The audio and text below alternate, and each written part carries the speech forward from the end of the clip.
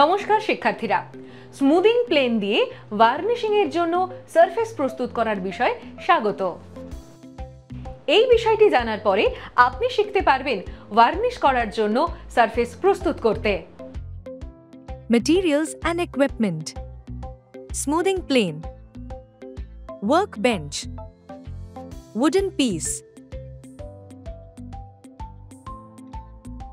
job sequence. Planning এর জন্য smoothing plane দিয়ে ভার্নিশের জন্য প্রিপেয়ার সারফেস সেট করুন। ওয়ার্ক ব্রোচে জবটি রাখুন এবং বোথ স্টপের সাথে ব্যবহার করুন। ভার্নিশ করার জন্য নেল অর্থাৎ পেরেক এবং স্ক্রু উডেন সারফেসের ঠিক নিচে থাকা উচিত। স্মুদিং প্লেনে ক্যাপ আয়রন এবং কাটিং আয়রনের মধ্যে ব্যবধান 2 মিলিমিটার হিসেবে সেট করুন।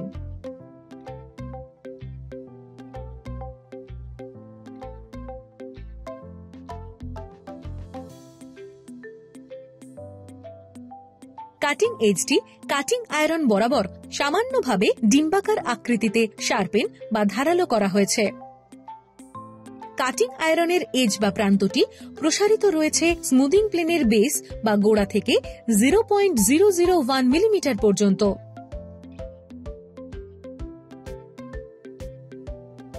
এক প্রান্ত থেকে অন্য প্রান্তে প্ল্যানিং অর্থাৎ পরিকল্পনা শুরু করুন।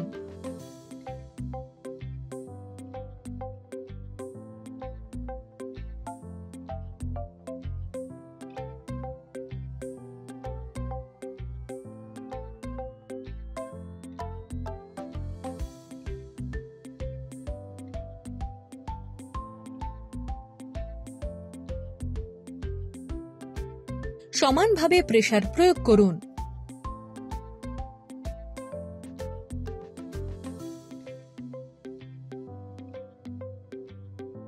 গ্রেন বরাবর প্লেন করুন।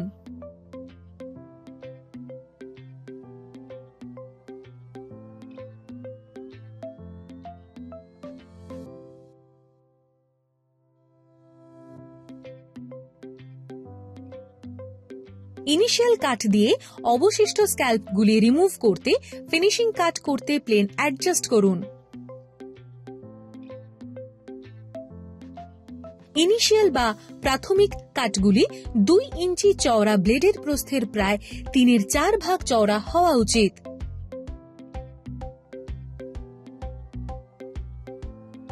শেভিং এর থিকনেস 0.005 থিক হওয়া উচিত।